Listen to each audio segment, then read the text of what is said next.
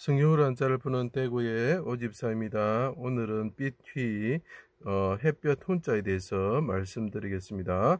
여기 날일자 태양이 있고 그죠? 날이 보이죠? 자, 그 다음에 군사 군자 군대 할 때 군자가 있습니다. 자, 해와 같은 왕께서 군대를 이끄시고 계시네요. 그죠? 자, 그 군대는 희고 그죠? 빛처럼 빛나는 세마포옷을 입고 그분을 따르게 되는 거죠.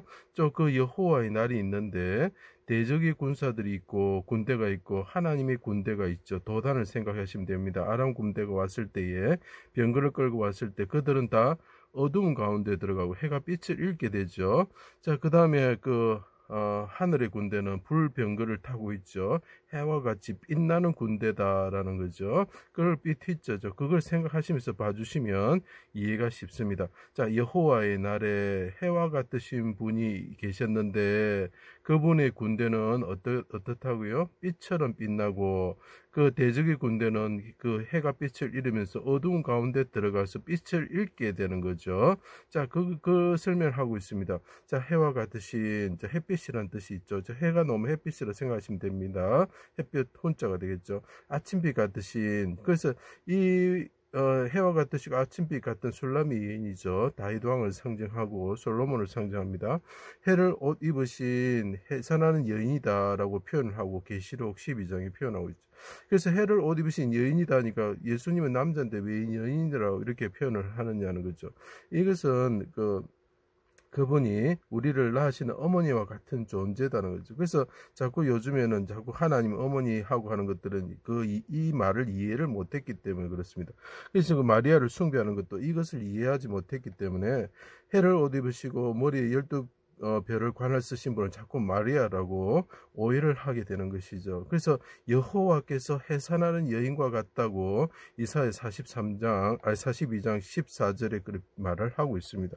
빛나다, 광채 이런 거죠. 이스라엘 왕이 말씀이 육신이 되어 이 왕이 계신데 이분이 말씀이다는 거죠. 말씀이 왈자가 보이죠. 말씀이 육신이 되어 오셨다. 해와 같으신 왕이 계신데 말씀이 육신이 되어 이 땅에 오셨다라는 거죠. 자, 대적들이 서로나 예루살렘, 자, 밭전자죠. 포도원이죠. 포도원 밖에서 십자가에 달아버린 거죠. 골고다 언덕에서 군사들이 그분을 십자가에 달았다라고 이야기합니다. 자, 수족을 찔러 십자가에 달았는데 아름다운 모양도 없었죠. 삼시에 아침에 달았다는 거죠. 여호와의 날, 유월절 전날이죠. 유월절 전날에는 어떡합니까? 유월절 양을 먹는 날이고 그때 밤에 어떤 군사들이 와서 멸하는 자들이 와서 대적을 완전히 멸해버리는 거죠. 그죠? 자, 바로의 군대와 있고 하늘의 군대가 싸우게 되는 것입니다. 그죠? 해가 빛을 잃고 어둠이 온 땅에 덮었다라는 거죠. 해가 빛을 잃을 때에 그분이 십자가에 달려서 부러지졌다. 용사처럼 군사처럼 부러지졌다. 그의 군대 앞에서 부러지졌다라는 거죠.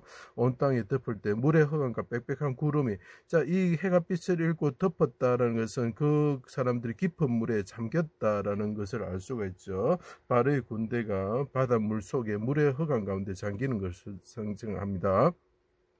나의 하나님 어찌하여 나를 버리셨습니까? 내 영혼 아버지 손에 부탁합니다. 크게 소리치셨다. 그래서 용사처럼 해산한 여인처럼 그분이 여호와이신 분이 소리를 치시는 거죠. 그날에는 빛이 없겠고 빛이란 뜻이 나옵니다. 광명한 것이 떠날 것이다. 빛나는 것이 떠나는 것이죠. 여호와께서 하시는 한 날이 있으니 낮도 아니요 밤도 아니라 어두워갈 때에 빛이 있으리라. 빛이 계속 등장합니다. 군대가 등장하는 그 날은 빛이 없어지는 날이다라고 이야기를 하고 있죠. 여호와의 날은 어둡고 캄캄한 날이요 짙은 구름이 덮인 날이다라고 표현. 아까 제 물의 흑암과 빽빽한 구름이라고 말했죠. 10편 18편을 보시면 이해할 수가 있습니다. 해와 달이 캄캄하여 별이 빛을 거둔다, 빛남을 거두는 날이다 라고 이야기하죠. 그때 어떻게 합니까? 이 왕께서 해와 같으신 양께서 여호와의 날에 해가 빛을 잃을 때에 빛휘지가 되겠죠. 그분이 부러지셨다는, 어디서 용사처럼 그의 군대 진영 앞에서 소리를 치셨다는, 빛 휘자가 이해가 되십니까? 여호와의 날이 심히 두렵도다. 여호와의 날에 그 왕께서 십자가에 달리셔서 해가 빛을 잃고 구름이 덮이는 날에 그분이 깊은 물에 잠기는 사람처럼 되셔서 하나님께 부르짖으신 거죠. 자, 그분을 표현하길 아침빛같이 뚜렷하고 햇빛이 되겠죠. 달같이 아름답고 해같이 맑고 깃발을 세운 군대와 같이 당당한 여자다. 이분이 용사처럼 해산하는 여인처럼, 그래서 이사야 42장에 13절 14절에 용사가 등장하고 해산하는 여인이 등장하는 것입니다. 그 여인은 계시록에 말하듯이 해를 옷 입은 여자다. 그래서 그 해를 옷 입은 여자는 여호와 하나님이다는 것이죠.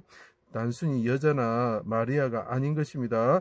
그걸 또 어머니다 표현하는 그 어리석은 짓을 하지 마십시오. 사탄은 그것을 마지막 때에 아세라의 영이 임하기 때문에 그렇게 이야기를 할 것입니다. 대적들은 빛이 없는 흑암으로 들어가게 되는 것입니다. 바로 이 군대와 병거가 어떻게 됩니까?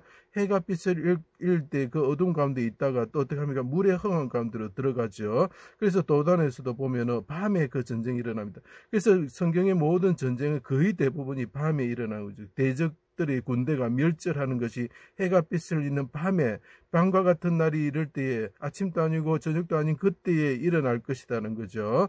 자, 그래서 어떻게 되면 아람 군대도 밤에 완전히 멸절하게 되는 것입니다. 그 3일 만에 예수님이 부활하셔서 하늘에 오르셔서 천하의 왕이 되셨죠. 얼굴이 해와 같이 빛나시고 옷이 빛과 같이 휘어졌다라고 그 변화산에서 표현을 하고 있죠. 그것이 계시록 12장에 보면 똑같은 노입니다. 해와 같이 빛나며 얼굴이 해와 같이, 이 왕의 얼굴이 해와 같이 빛나는 그 군대 진영 앞에서 부르짖으셨을 때 하나님이 오른손으로 구원하셔서 대적들의 군대는 흑암 가운데 들어가고 자기 군대는 어떻게 된다고요? 예, 승리를 가지게 되고, 그분이 얼굴이 해와 같이 빛나는 왕이 되셨고 수레를 타시는, 요셉과 같이 버금 수레를 타시는 분이 되셨다는 거죠.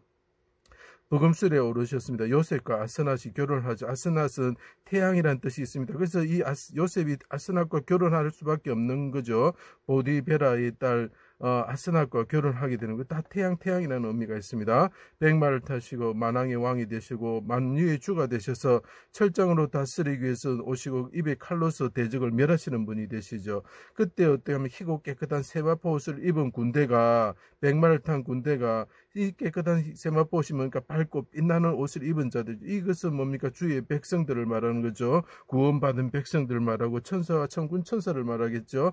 백마를 탄 하늘의 군대를 이끄시고, 이 왕께서 해와 같이 빛나시는 분이 수레를 타시고 백마를 타시고 오실 때 그 군대가 어떻게는 따라온다라는 거죠. 그때 어떻게 천사가 태양 안에서, 중요합니다. 요즘 태양이 뜨거워지고 있죠. 다 이유가 있습니다. 태양 안에서 공중의 모든 새를 향하여 큰 음성으로 외쳤다. 이 살을 먹으라. 이 땅의 모든 임금들의 살을 먹으라. 이렇게 외치게. 그 입에서 칼이 나와서 대적의 군대를 멸하시고 다 흑암 가운데, 빛이 없는, 햇빛이 없는 흑암 가운데로, 그 어두운 가운데로 군대를 쫓아버리시는 거죠. 그래서 이것이 빛휘 햇빛 혼자가 되는 것입니다. 제 강의를 들어주셔서 감사합니다.